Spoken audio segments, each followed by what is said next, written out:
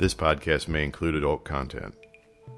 BoundOff is an independent, nonprofit audio magazine committed to paying authors for their work.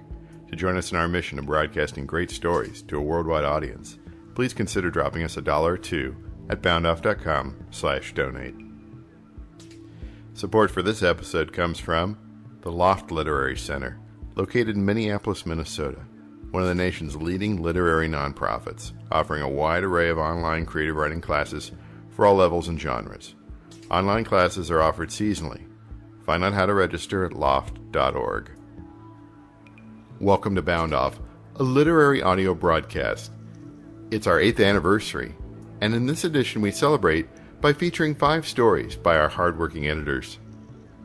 Sobriquet by Justyn Harkin, A Very Nice Visit by Ashley Cowger, Waiting on Dolores by Marcela Fuentes, Lacy's Toes by KJ Hannah Greenberg, and Moving the World by Adrian Dorris.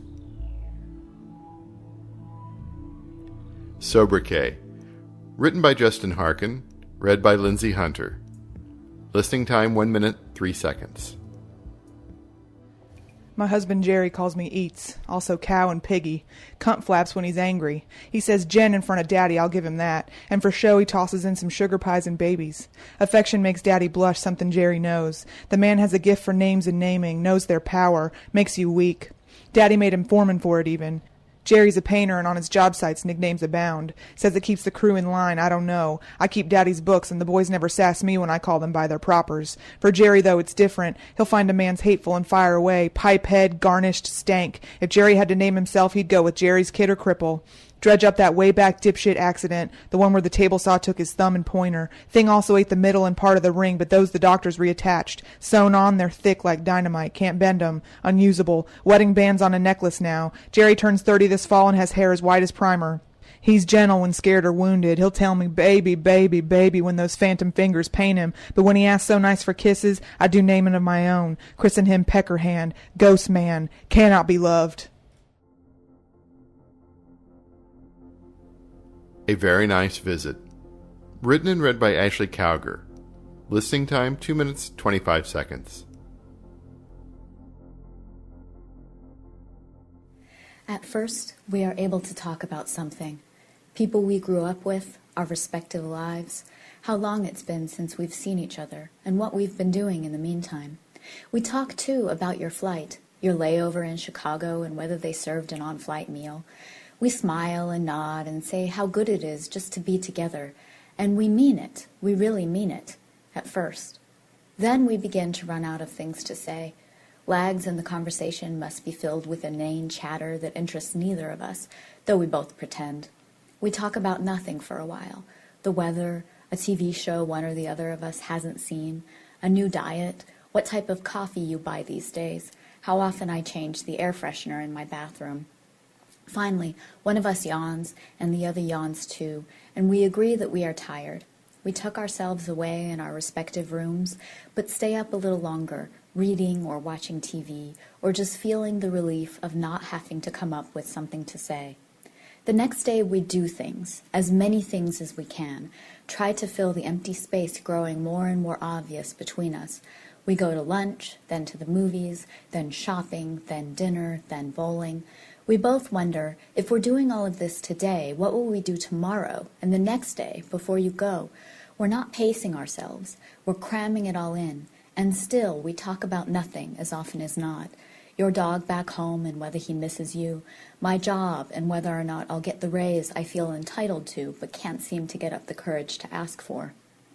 The next day, we both stay in our rooms very late, hoping the other will assume we're sleeping in, though neither one of us actually is.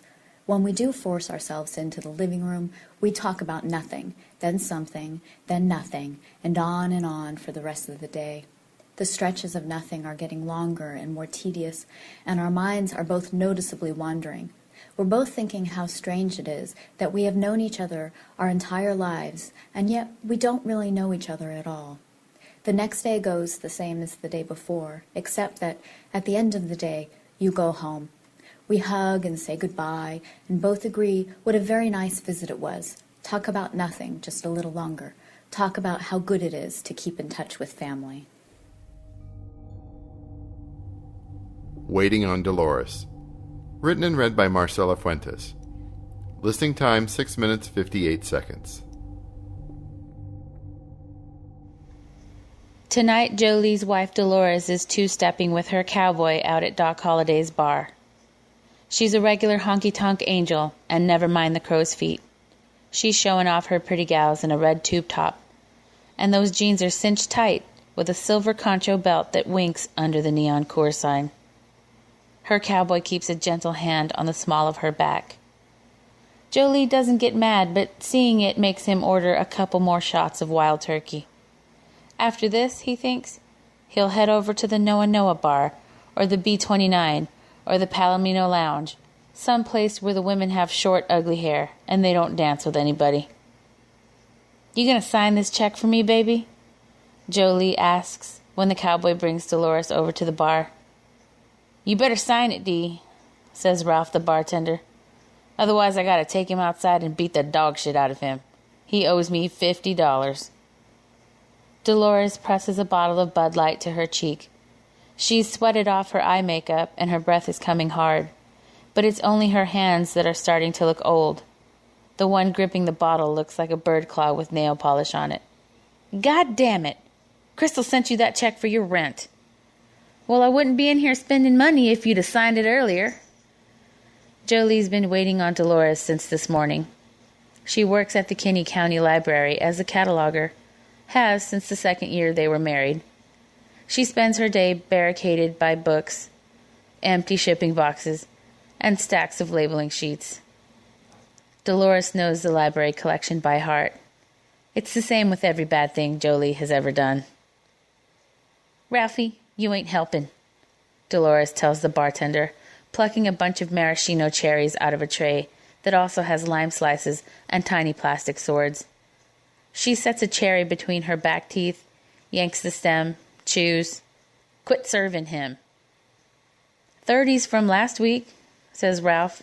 "He said he was going to pay me tonight. Showed me the check." "What are you, the bank and trust?" "I can cash it, yeah, long as you sign." "Don't you do it, Dee," says the cowboy. "That old boy of yours will dump it all right here." "Shut up, Kyle," Jolie says. The cowboy looks like a Kyle, with that chapped, sunburned face and the crimpy yellow mustache. "It's Wes." "Excuse me then, got my days mixed up." "Ah, hell," says the cowboy, and slams a flat, open palm into Jolie's chest. Jolie tumbles off his bar stool and knocks his head right on the threshold of the dance floor. "Go on and kick his ass, Ralphie," Dolores says. "If he's going to tell his daughter he's short on the rent this month and then spend it in here, he needs it." Her legs scissor and flash. One boot heel clacks right next to his ear, and then she's gone. He loses her in the swirl of dancers. Ralphie the bartender is all talk, though, or he's still hoping, because he just throws Jolie out and tells him he can't come back until he pays up. Dolores lives down the street from the Palomino Lounge, in an old 2-story brick tenement. Jolie passes it, red-eyed drunk, walking home from the PL. Music, soft and meandering, filters down from her second-floor apartment. She likes to leave the window open at night, always has. He stares into the dark space between the white curtains, swaying, listening, recognizing the song. It's Lori Lewis, buoyed by banjos, singing about an oak and a laurel. That voice is clear as water, the clearest thing in a whole lot of slurry nights. He shuts his eyes to hear it, really hear it, and stumbles into the garbage cans in front of the building. It makes a hell of a noise, and Jolie thumps his head a good one, again, on the curb. The music cuts off. He lies there blinking, and Dolores sticks her head out the window. Her loose black hair falls over the sill, shiny as the vinyl grooves on a record. "You look just like a princess, Dee. If your hair was longer, I could climb up to you. You should grow it. Go home. Can you sign this check or what?"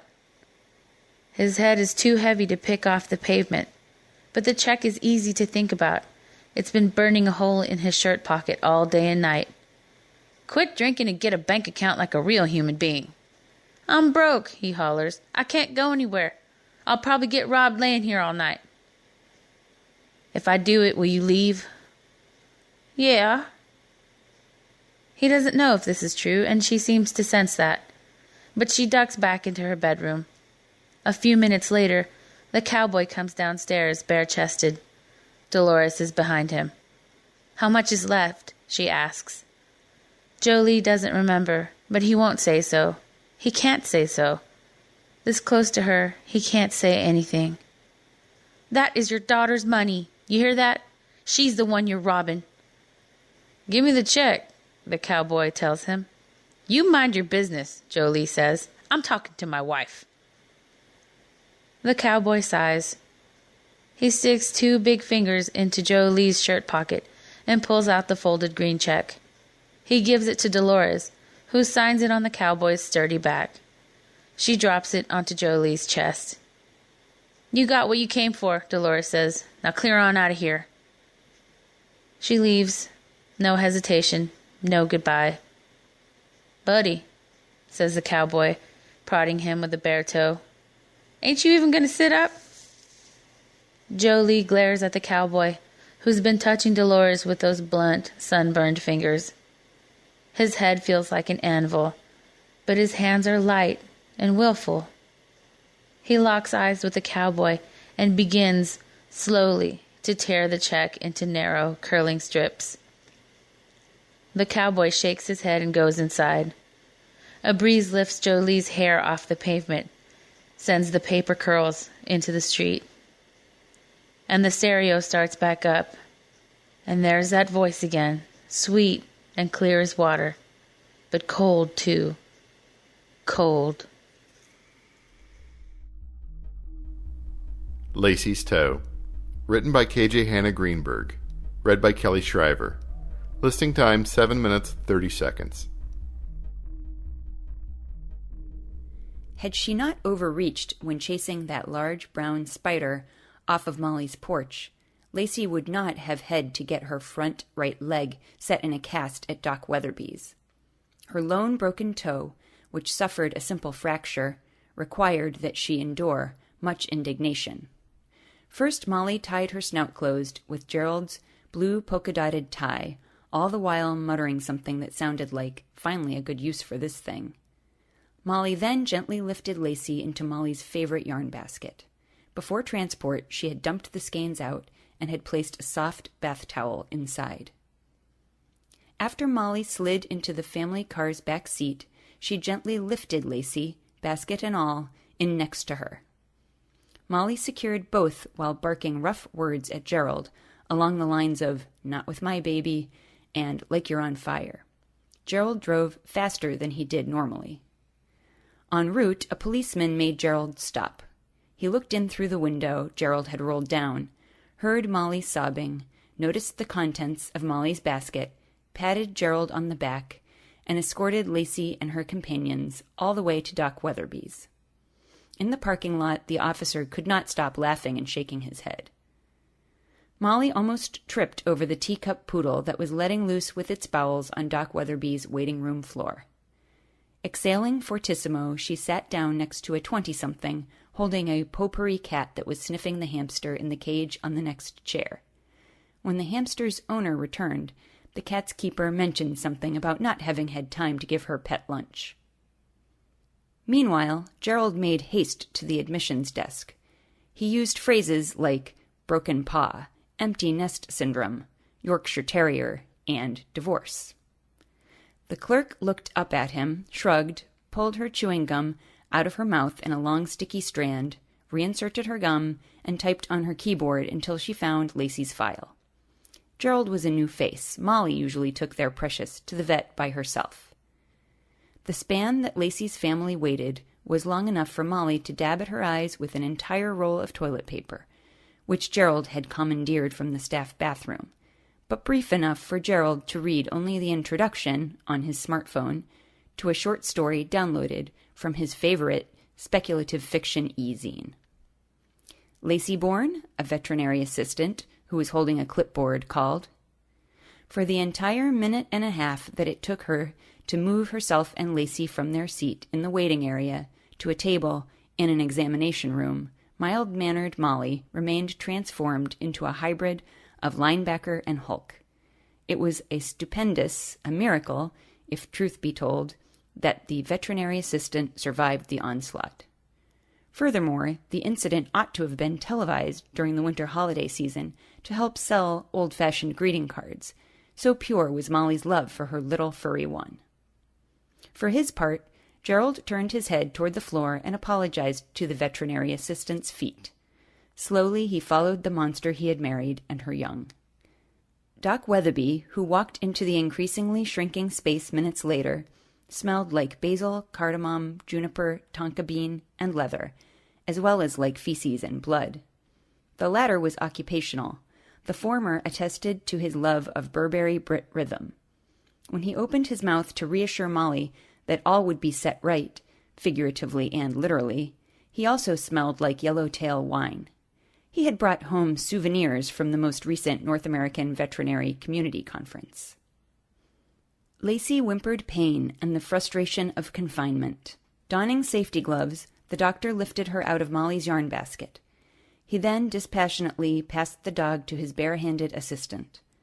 The assistant, also a gum chewer, blew a bubble before injecting a phenothiazine tranquilizer into Lacy and taking her for an X-ray.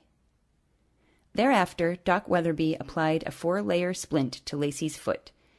She was wrapped, respectively, with a cotton stocking, some unidentifiable soft material, a fiberglass sheath, and an elastic bandage. As a bonus, Doc fitted a fabric version of an Elizabethan collar around Lacy's throat. The admissions clerk stitched them by hand most evenings while catching up on her DVR-recorded soap operas. She gave Doc a discount on every gross that he purchased. Gerald carried the limp, splinted, protective medical device-adorned rat catcher in his arms and then into the car. He removed his cardigan and gently puddled that sweater around his surrogate child. Molly, who had been given a tab of isoplicone from Doc Weatherby's personal stash, paid the bill, wiped at her eyes with the sleeve of her blouse, and, exhaling purposefully, walked around the clay pot full of baby boas that a young man with many facial piercings and ombre-colored hair had just brought in. Whereas Lacy had wanted no part of the bags of frozen peas or green beans that Molly attempted to place against her injury to regulate her swelling, and whereas she had chewed off all of the plastic wrappers from days' worth of delivered newspapers, with which Gerald had tried covering her paw to keep her cast moisture-free, somehow she and her guardians had arrived at the far end of the 8 weeks that Doc Weatherby had prescribed for her healing. In fact, Lacy's cast sported fewer cracks, breaks, tears, and soft spots than had most of the casts of similarly incapacitated feisty dogs that frequented the veterinary clinic. Doc Weatherby allowed himself to be silently impressed. When that champion of budgies gone bad, guardian of house cats with acute appendicitis, defender of puppies with ringworm, examined the born's cherished other, he smiled. Nodding to yet one more of his assistants, the man indicated that their dear pet was ready for the electrical saw. One quick dose of sedatives later, Lacy's appendage was emancipated. It was a pity that no one had thought to also anesthetize Molly. A second member of staff waved smelling salts under the woman's nose. Molly hadn't been able to believe, in the deepest of ways, that a machine with a vibration strong enough to break apart fiberglass wouldn't harm her Lacy. Gerald, for his part, just muttered more apologies to the sets of feet around him and his collapsed wife. 2 weeks later, he was back at Doc Weatherby's, preferring additional requests for forgiveness. Intrepid Lacy, who had spotted the season's first eastern tiger swallowtail, had again fallen off of their porch. The end. Moving the World. Written and read by Adrian Dorris. Listing time 17 minutes, 45 seconds.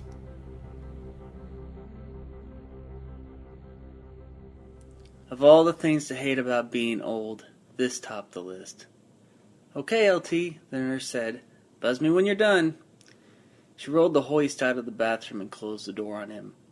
It was awful, humiliating, unfair. Slung in that contraption, pulled from his chair, and dropped to the cold porcelain like a thing to be flushed. They shouldn't allow it. A man should get to die before it comes to this. LT took a look around him, at the rose print wallpaper, the mauve floor tiles, his trousers puddled around his feet. The alternative? He saw the pitiful wraiths with the colostomy bags, toting their messes around like picnic lunches, and the bedridden, with bones so brittle they would snap if Nurse Emily or Christy, or whatever her name was, tried to move them in that rig. They would give anything to be in his place, to go in a real toilet again. LT grimaced to himself, feeling good and superior for a second. He couldn't walk. His legs had long ago withered into pale sticks, but he could still do this: sit upright, purge on his own, and answer affirmatively the only question ever put to him. "Bowel movement today, Mr. Harris?" Jesus. His father always said you can't polish a cow pie, and LT knew he was buffing the hell out of this one. His father.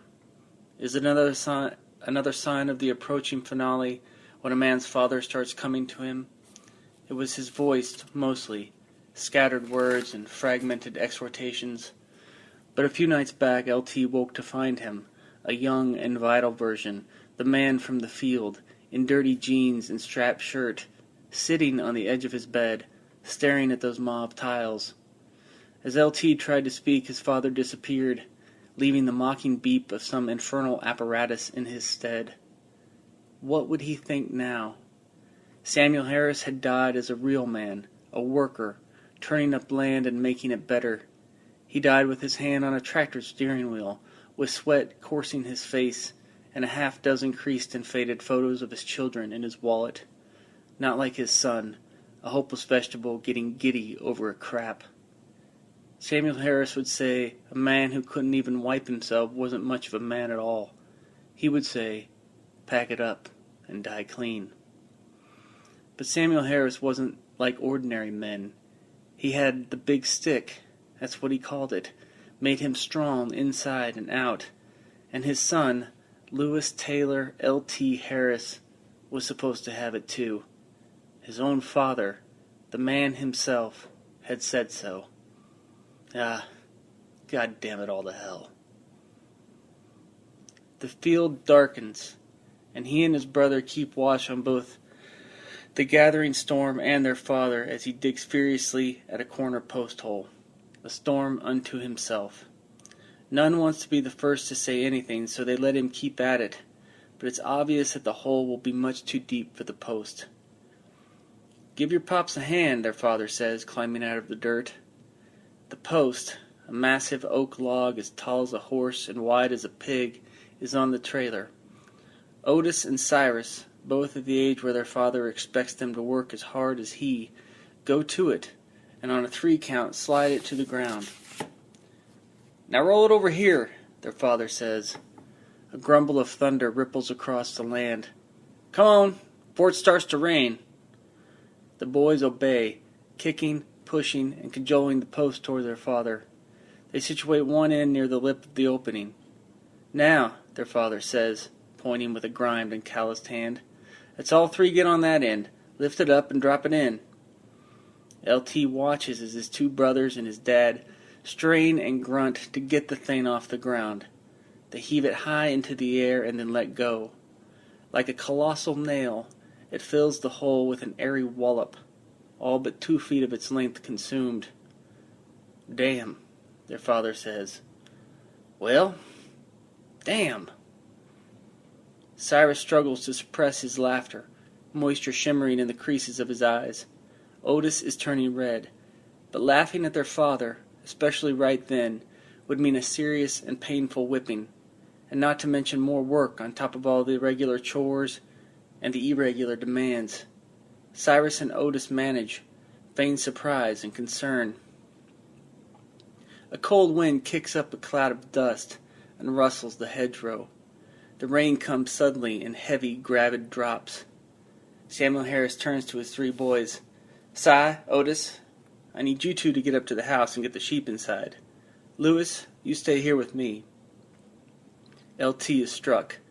He's never worked with his father alone. For that matter, he's never been alone with his father, ever, in his whole short life. And the prospect fills him with equal measures of excitement and dread. Yes, sir, he says. Cyrus and Otis jump in the wagon. Si snaps the reins and they take off toward the house and the barn. LT turns to his father, who is standing close to him now.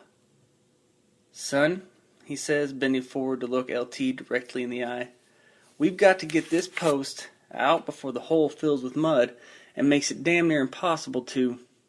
He pauses, searches for the word. To extract. But I can't lift. You're not going to lift nothing. The rain falls harder, and rivulets course his father's wide, tanned face, and neither am I. Then how? Give me a lever long enough, and I can move the world. Somebody said that a long time ago. LT glances around him.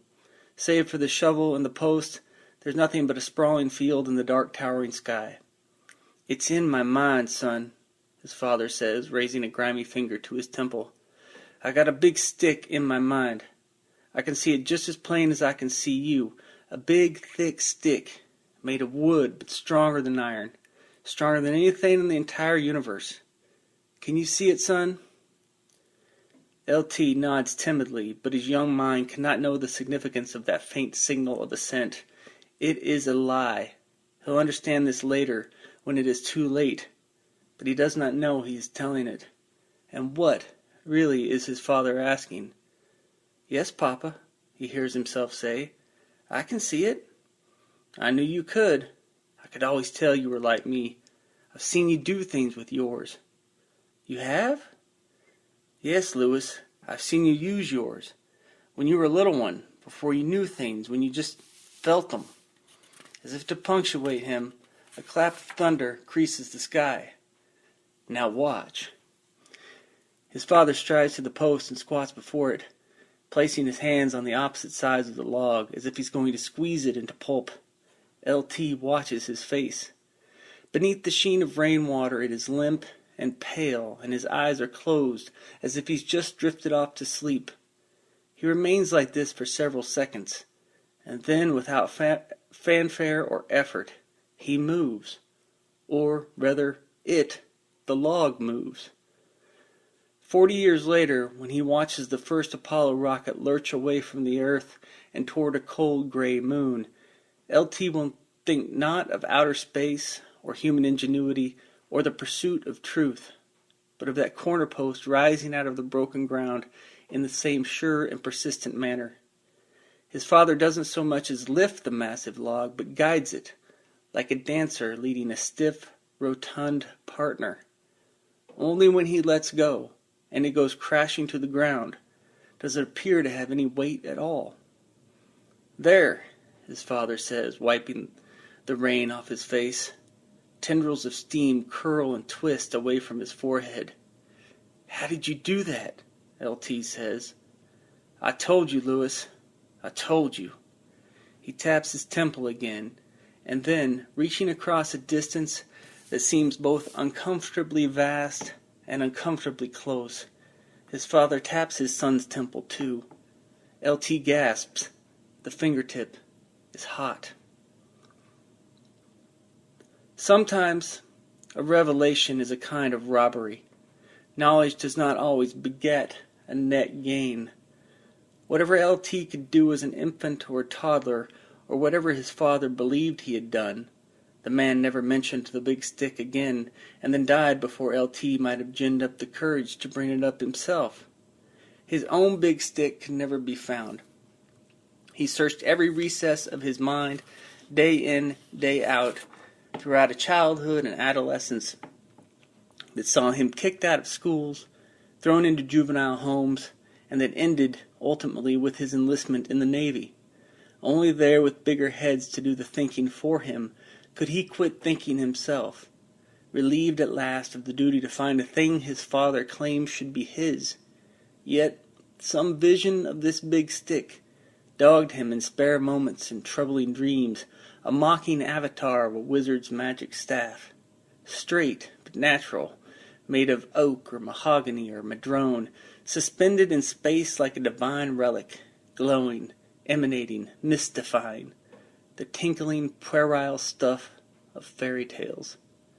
And the futility of the search, and by extension his squandering of God-given potential, was never more pronounced than that day when a Japanese Zero, after its last bomb fell short of the aircraft carrier, winged back around and the pilot aimed it at the ship. LT was on the flight deck, frantically semaphoring another Corsair into the sky when the plane hit. The force was enough to throw him hard against his blast shield and drive shards of metal into the backs of his legs. When he looked up, there was a slow, churning sense of cacophony, but it all unfolded in mute cinematography. Fire leapt from the ruptured deck, a column of smoke, rippling with whirls and involutions, made for the sky, while the snapped communications tower pointed prophetically down, down, down. But, despite his deafness and the pain now radiating through his thighs and buttocks, he felt momentarily lucky. He could still see, thanks to the signalman's goggles he wore against the incessant batter of prop wash. And through a haze of smoke he found Reynolds, one of the other signalmen, prone and writhing near the great gash in the flight deck, his face bloodied, his helmet and goggles apparently ripped away by the blast. His eyes were pegged in shock, and he had a hand stretched towards LT. A series of tremors moved through LT's own body, haptic messages transmitted from below, where internal structures were collapsing, where water was replacing air, and where men were already dying. He managed to rise on his uninjured leg, and then limped to Reynolds' place. The man's left leg was gone, detached and disappeared from his upper thigh. The meat of his shredded muscles spasmed round a ragged protrusion of broken femur. Blood flowed, pooled darkly on the flight deck. Reynolds did not move, and only by the breast that he snatched in rapid succession did LT know he was still alive. He cinched his belt around Reynolds' thigh and began to say things to the man that even he himself could not hear. "It will be okay. You're going to be okay. I'll help you. We need to get out of here." He threaded one arm under Reynolds' neck and the other under the small of his back, as if he were about to carry him off to bed like an infant. Reynolds was not a small man. He was tall and muscled, and LT could only stand on one leg. The distance they needed to clear, from here to the ship's edge, was no more than 15 yards, but to LT it might as well have been a mile.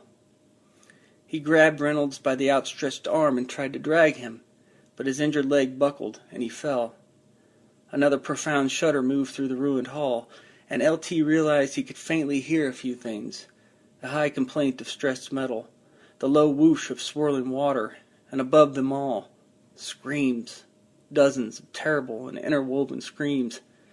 As he lay there, his hand still wrapped around his friend's forearm, the energy draining out of him, he became aware of an aftward teetering, and that his legs were slowly ascending, and his head was slowly descending, as if he were being methodically poured down a drain, which in fact he was. He could see the bow settling into a lazy but certain upward arc, and he realized there was no more time. The time was over.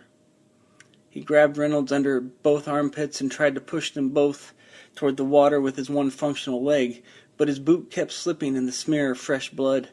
They'd gone nowhere. The ship was sinking, and they were still on it.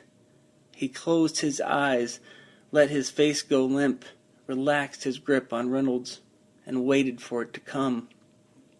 And it didn't, just as it never had. A tremendous wail reverberated through the hall, followed by the gnashing and crunching of breaking steel.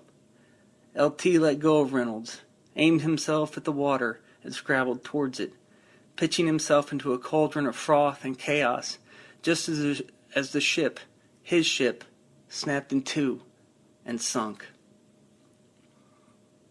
A man with a big stick wouldn't need a nurse to help him shit. He wouldn't let a pair of withered legs stop him. A man with a big stick would lever his crippled ass off the pot and just walk out of here.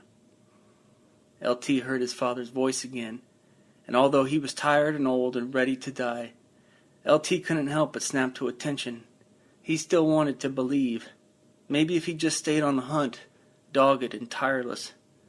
The bathroom walls reverberated with that voice, as though Samuel Harris, and not some surly nurse, was on the other side of the doorway, beckoning him to stand.